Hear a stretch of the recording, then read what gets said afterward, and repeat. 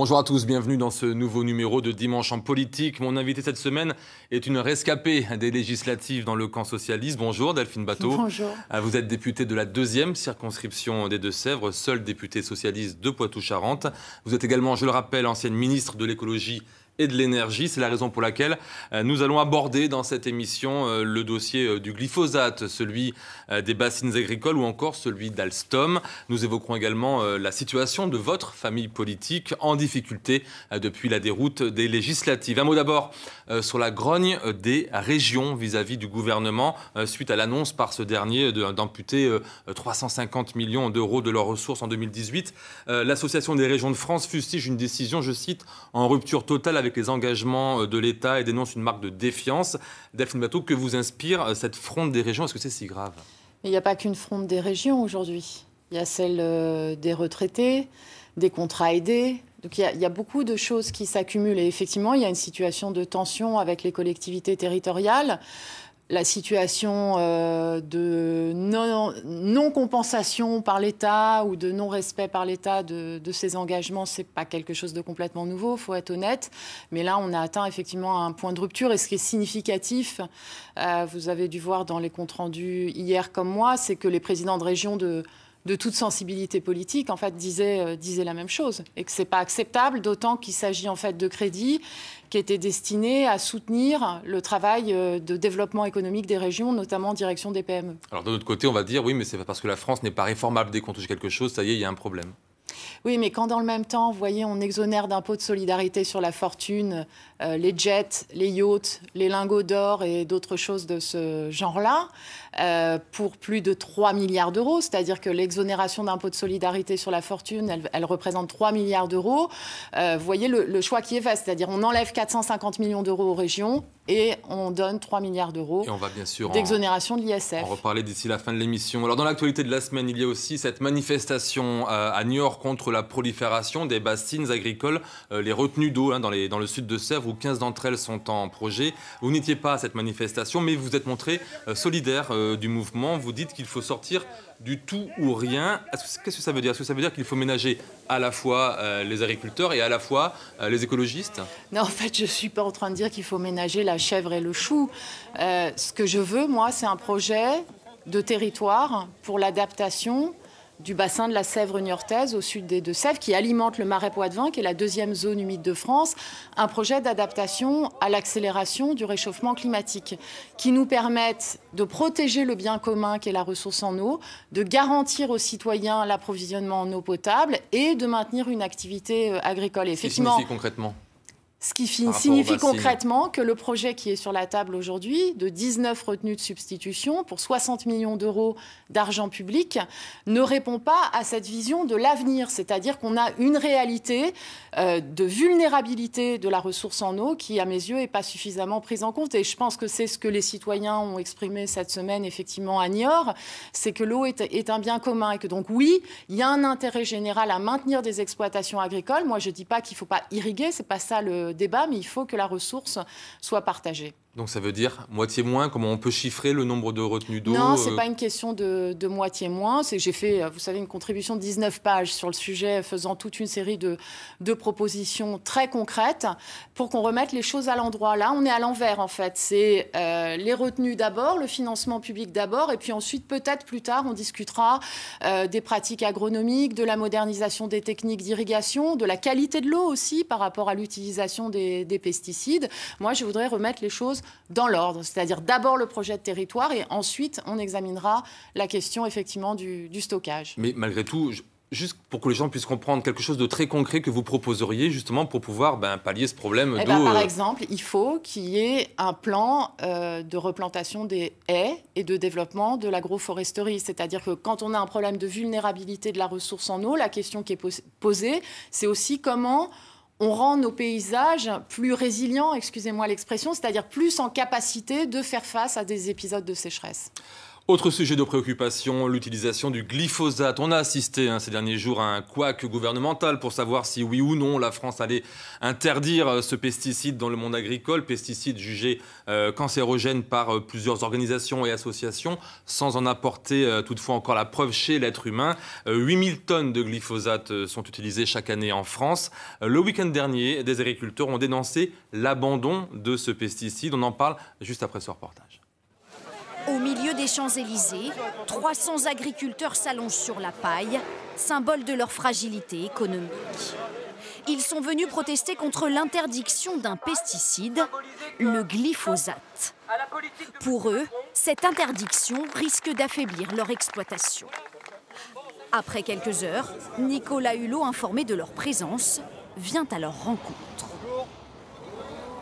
Je ne suis pas un dogmatique. Et je ne suis pas là pour emmerder l'agriculture. Voilà. Donc...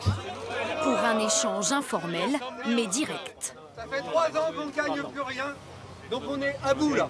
On ne tient plus. On ne tient plus. Mais s'il y avait tant que ça de morts, on serait déjà tous crevés, nous.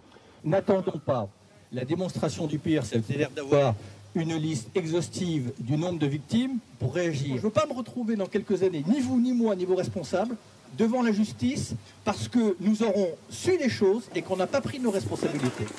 Le glyphosate, un désherbant agricole très critiqué. Selon le Centre de recherche international contre le cancer, le glyphosate endommage l'ADN, est cancérogène pour les animaux en laboratoire et probablement cancérogène pour l'homme. Les ONG plaident pour l'interdire. Ce qui est compliqué, c'est d'établir un lien certain entre un pesticide et une maladie donnée, parce que statistiquement, on n'est pas capable de faire ce lien. Mais en tout cas, aujourd'hui, il y a suffisamment d'études pour lever ce questionnement-là, et le principe de précaution devrait s'appliquer. Un pesticide, pour l'instant autorisé dans l'Union européenne jusqu'à fin 2017. Dans quelques semaines, l'Europe devra choisir entre renouveler l'autorisation pour 10 ans ou interdire ce produit. La France, par la voix de Nicolas Hulot, s'est déjà prononcée pour l'interdiction. Il est donc en première ligne face à la colère des agriculteurs. Retour sur le plateau de Dimanche en politique. Comme chaque semaine, désormais, nous invitons un expert ou un témoin d'un thème traité pendant l'émission. J'accueille Alain Chaboty, président de la FNSEA des Deux-Sèvres. Voilà, vous vous connaissez bien sûr tous les deux. Alain Chaboty, vous avez face à vous la députée des Deux-Sèvres. Qu'est-ce que vous avez envie de lui dire au sujet du glyphosate ? Tout simplement, première chose, et bonjour bien sûr. Tout d'abord, il faut essayer de comprendre les agriculteurs. Ils sont dans une situation que vous connaissez bien, puisqu'on se voit régulièrement pour évoquer cette situation. Et situation financière, mais aussi situation de, de désabusement. Ils sont aujourd'hui attaqués de toutes parts. Et puis cette question du glyphosate les touche particulièrement puisque vous savez qu'ils sont en évolution permanente. Et les agriculteurs sont de toute façon d'une manière générale très sensibles à l'environnement puisqu'ils vivent dans la nature. Bien évidemment, c'est leur lieu de travail. Donc cette question du glyphosate les touche particulièrement. Au jour d'aujourd'hui, ils n'ont pas d'autre solution. Il y a des évolutions techniques, des évolutions de l'assolement, des rotations des cultures. Ils y sont très sensibles et il y a des projets dans ce sens-là pour faire évoluer justement ces pratiques-là et peut-être demain se passer du glyphosate. Par contre, attention de ne pas aller trop vite et de stigmatiser les agriculteurs. Delphine Batho. Bonjour. C'est vrai qu'on se voit souvent pour défendre ensemble l'agriculture de Sévrienne. On a beaucoup de combats communs sur le maintien de la zone défavorisée, sur le combat contre le CETA, sur les aides PAC qui ne sont pas versées dans les calendriers. Mais on a aussi des différences qu'on assume, je pense, et dont on discute tranquillement, que ce soit sur la question de l'eau, on l'a évoqué, ou des pesticides. Est-ce que c'est un mauvais procès fait aux agriculteurs qui défendent le glyphosate ? C'est pas les agriculteurs qu'il faut montrer du doigt. C'est les pouvoirs publics qui prennent les décisions et les firmes qui fabriquent les produits. Et il y a quand même quelque chose sur le glyphosate sur lequel je veux attirer l'attention de tout le monde. Suite à la décision de l'Organisation mondiale de la santé de classer le glyphosate comme cancérigène probable, la réaction des pouvoirs publics en France, ça a été d'interdire le glyphosate pour les particuliers, pour les collectivités territoriales. C'est-à-dire qu'on dit que la santé des agriculteurs, c'est quelque chose de secondaire. Moi, c'est un point de vue que je ne peux pas partager. Ensuite, on est dans une logique aujourd'hui au niveau de l'État, qui est celle du plan Éco-Phyto, qui est quand même globalement pas un succès, qui est effectivement de renvoyer la responsabilité aux agriculteurs, c'est-à-dire de dire c'est à vous de mettre moins de produits, de travailler différemment, etc. Moi, ce que je dis, c'est que quand il y a un problème de santé publique, les pouvoirs publics, en l'occurrence là c'est l'Europe dont il s'agit, doit prendre ces décisions en responsabilité. Et le problème, c'est que la commission d'experts de l'Union européenne qui doit se prononcer sur la réautorisation du glyphosate, sur 12 membres, il y en a 4 qui sont payés directement par Bayer, et le rapport d'évaluation qui a été rendu, il y a dedans des pages qui sont des copier-coller intégrales de l'avis de Monsanto. Et vous êtes d'accord, la Chabouty, avec le problème du lobbying? Ça ne peut pas être admissible qu'une décision publique d'autorisation d'un produit soit fondée sur l'avis de Monsanto. La question des experts, là c'est quelquefois un petit peu comme ça vous arrange, comme ça arrange. Quelquefois ils vous sont favorables ou ils sont favorables à certaines idées et vous ne les contestez pas. Là ils sont contestés. Je pense par exemple à des experts scientifiques sur le réchauffement climatique. Vous savez, connaissez qu'il existe un certain scepticisme sur cette question-là. Et donc, vous approuvez et moi-même, je les approuve, ces scientifiques-là, mais il faut les approuver d'une manière générale et continue. Et on ne peut pas dire un jour ça m'arrange, un jour ça ne m'arrange pas. Ou en tout cas, je pense qu'ils ne sont pas objectifs. Les experts du climat ne sont pas payés par l'industrie du pétrole. Non, mais donc là... vous savez, il y a un tas d'experts qui se sont prononcés sur la question du glyphosate. Jusqu'à preuve du contraire, il n'a pas été démontré une toxicité. Tout simplement parce que, effectivement... Est-ce qu'il faut attendre que ce soit prouvé, la toxicité pour l'être humain, pour que vous disiez « Ok, on arrête ». Il faut vraiment attendre Je voudrais tout simplement prendre un exemple.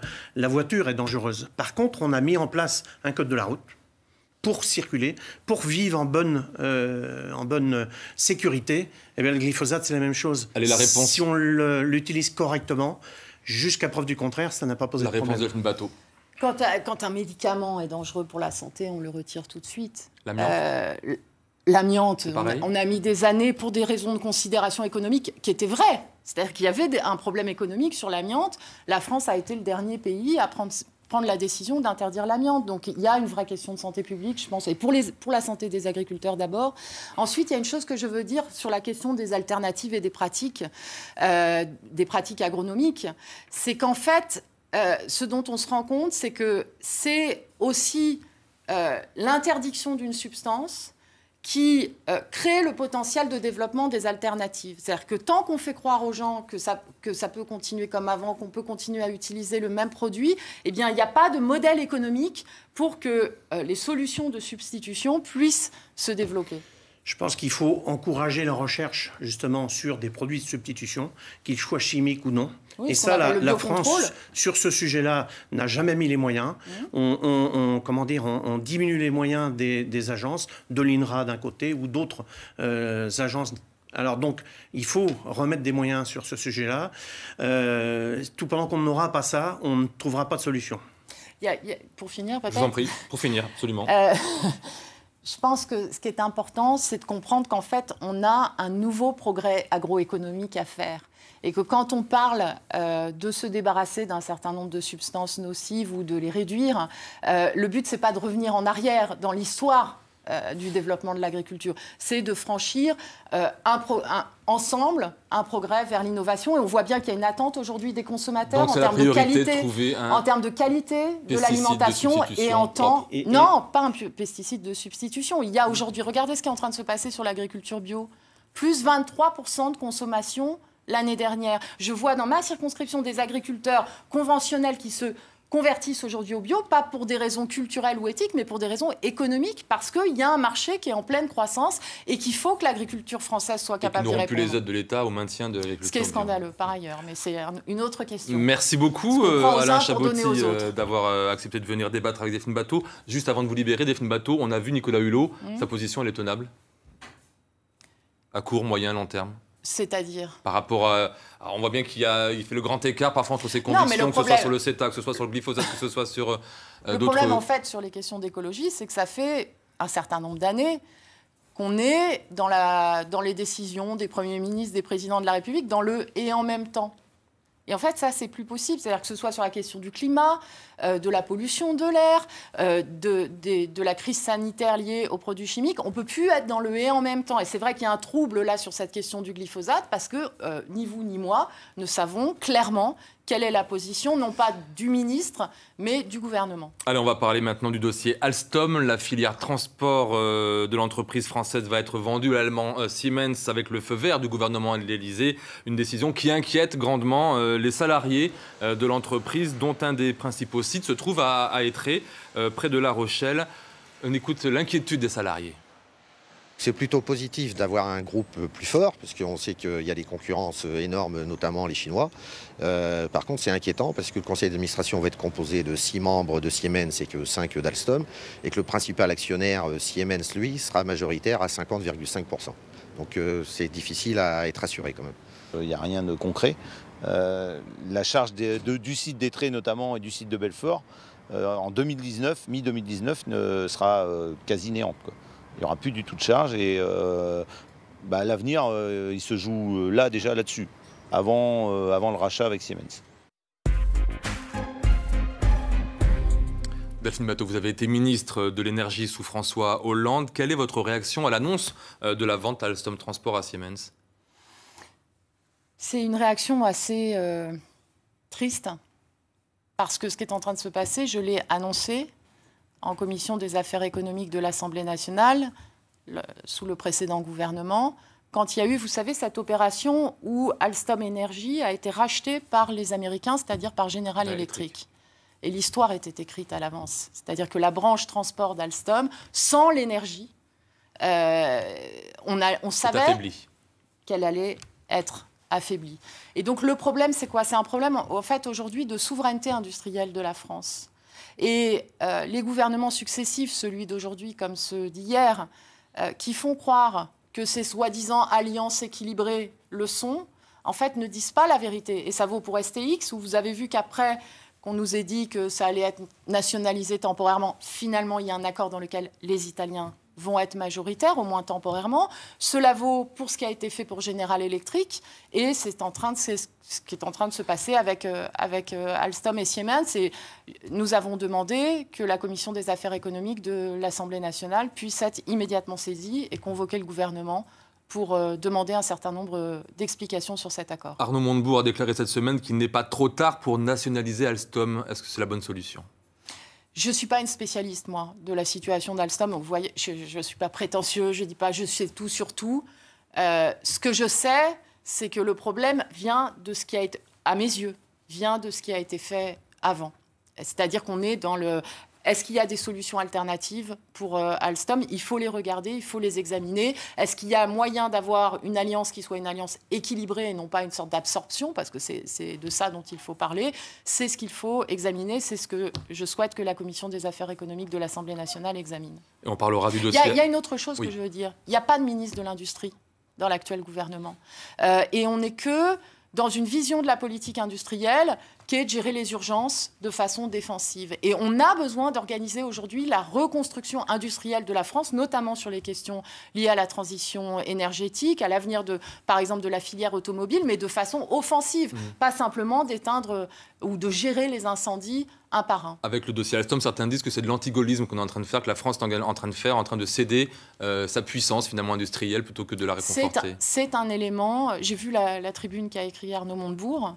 Il a raison, c'est-à-dire que c'est une pièce supplémentaire, effectivement, sur les lignes d'une sorte de puzzle où petit à petit, un certain nombre de nos fleurons industriels nous échappent. Et encore une fois, il faut construire des groupes mondiaux, des groupes européens ou des groupes internationaux, mais dans lesquels on pèse à égalité avec d'autres partenaires et non pas dans une logique où on est en fait... complètement absorbé. Et on reparlera du dossier Alstom dans cette émission dans 2 semaines avec notre invité qui sera Olivier Falorni, député de Charente-Maritime. Delphine Batho, nos confrères de Sud-Ouest ont titré cette semaine en une « Où est passé le Parti socialiste ?» Une question que beaucoup de Français se posent. Est-ce que vous avez la réponse ? Moi, je crois qu'il faut dire les choses très, très honnêtement. Le Parti socialiste n'est pas sorti de sa phase de coma. Et l'acte 1 d'une potentielle construction d'avenir, qui vise d'ailleurs à dépasser les organisations telles qu'elles étaient, n'a pas été posé. L'acte 1, ce serait quoi? Ce serait de comprendre et de dire quelles sont les causes d'une défaite historique lors de l'élection présidentielle. Et ça n'a toujours pas été fait, en fait. Et même apparemment sur les réponses à cette question, les avis divergent évidemment au sein du Parti socialiste. Oui, c'est pas nouveau. Non, mais est-ce que ça peut se régler? Est-ce que vous pensez qu'il y a aujourd'hui deux problèmes majeurs au Parti socialiste? Je vous ai répondu. Il y a ni ligne politique, ni leader. Est-ce que vous pensez que ça va être possible? Le problème numéro 1, c'est d'exprimer...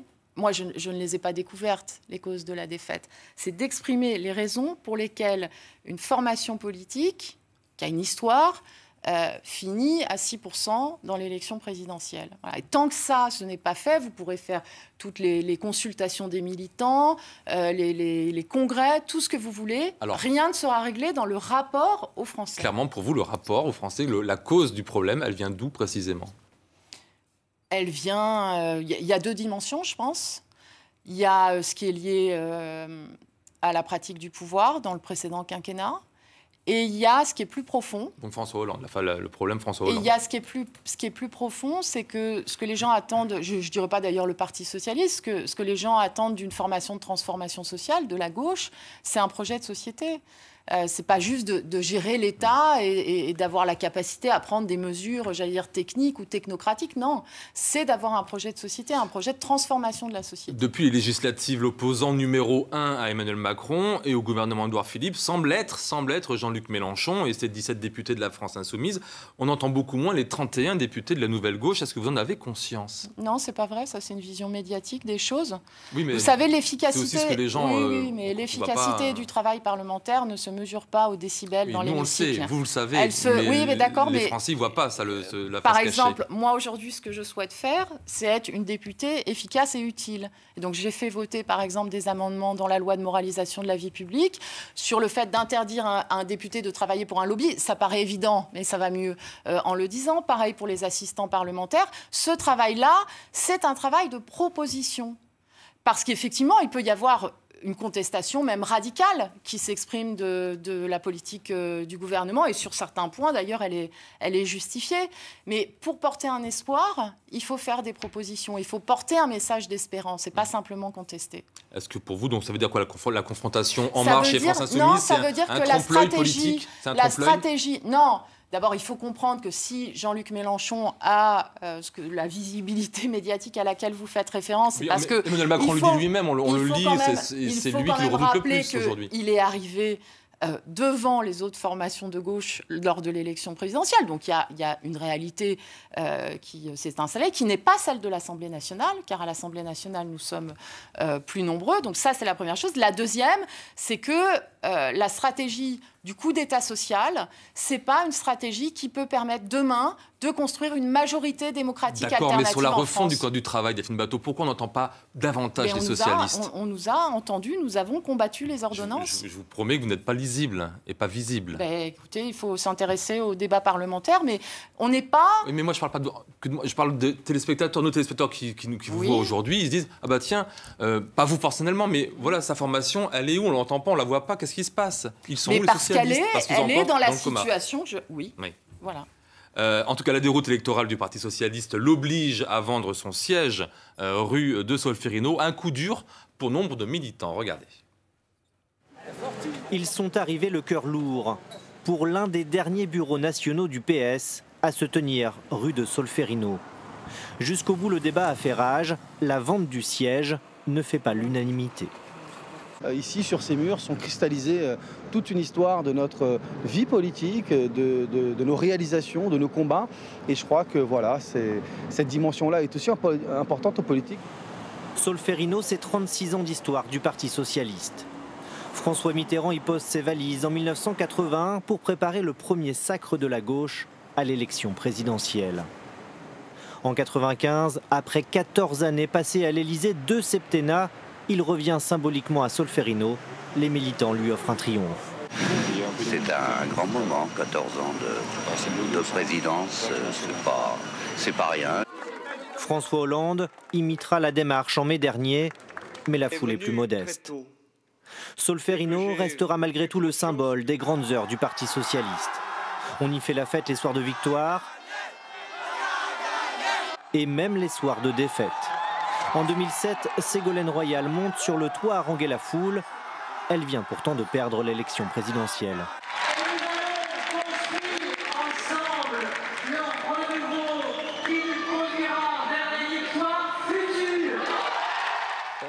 En janvier dernier, Benoît Hamon et Manuel Valls se serrent encore la main au soir de la primaire, mais Solferino commence déjà à vaciller. Les débâcles à la présidentielle et aux législatives plongent le parti dans le rouge. La vente du siège est inéluctable. On n'est plus en mesure sur le plan financier, c'est plus soutenable de faire de la politique, c'est-à-dire d'être présent dans les territoires. Donc entre garder un siège, fut-il beau, fut-il chargé d'histoire, et pouvoir diffuser une parole politique, être utile aux Français dans le devoir d'opposition à Emmanuel Macron, le choix s'impose. La vente de Solferino pourrait rapporter plus de 50 millions d'euros. Le PS tentera ensuite de se reconstruire dans un quartier plus populaire de la capitale ou en banlieue. Delphine Batho, pour vous, Solferino, c'est plus des bons souvenirs ou des mauvais souvenirs? Non, mais ça, franchement, c'est un débat qui ne m'intéresse pas. Je ne suis pas, moi, aujourd'hui...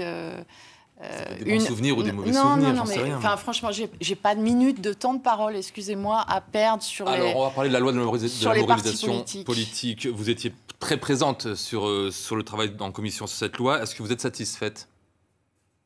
C'est une loi qui va dans le bon sens. Maintenant, il manque le principal, c'est-à-dire qu'il y a des engagements qui ont été pris dans la campagne électorale, notamment sur le fait d'interdire à un député d'exercer en même temps ce qu'on appelle une fonction de conseil, et que ça, en fait, c'est pas dans la loi du tout. Et donc, il y a un manque, qui fait qu'en fait, cette loi, malheureusement, j'ai bien peur qu'elle ne règle pas, vous voyez, les questions d'éthique et de morale publique de façon définitive, et que malheureusement, il y aura de nouveaux scandales qui obligeront à y revenir. On entend déjà des parlementaires dire qu'ils vont échanger leurs enfants qui sont assistants parlementaires pour pouvoir contourner la loi. En termes de... Je pense que c'était l'espoir des Français, parce qu'ils n'ont pas voté pour un nouveau parti politique, en fait. Ils ont voté pour une marque En Marche. Et il y avait l'espoir d'un renouveau, et il y a effectivement des pratiques... qui sont assez édifiantes. Allez, il nous reste 20 secondes. Quels seront sous cette mandature les dossiers sur lesquels vous allez travailler en priorité, Delphine Batho? Oula, énormément. 20 secondes. Bon, l'énergie, l'écologie, mais la politique industrielle, beaucoup, et l'agriculture. Voilà, l'agriculture, je suis un peu inquiète là, de ce qui est en train de se passer avec les états généraux de l'alimentation. Beaucoup de pain sur la planche, en tout cas. Ouais. C'est la fin de cette émission. Merci Delphine Batho d'avoir accepté notre invitation. Pour voir ou revoir ce numéro de Dimanche en politique, il vous suffit, vous le savez, de vous rendre sur notre site internet. L'émission est d'ores et déjà en ligne. La semaine prochaine, je recevrai un des nouveaux députés En Marche de Poitou-Charentes, Thomas Mesnier, député de Charentes. Pour l'heure, place à l'information régionale avec le journal de la mi-journée, présenté par Clément Massé. Excellente journée à toutes et à tous. À dimanche prochain.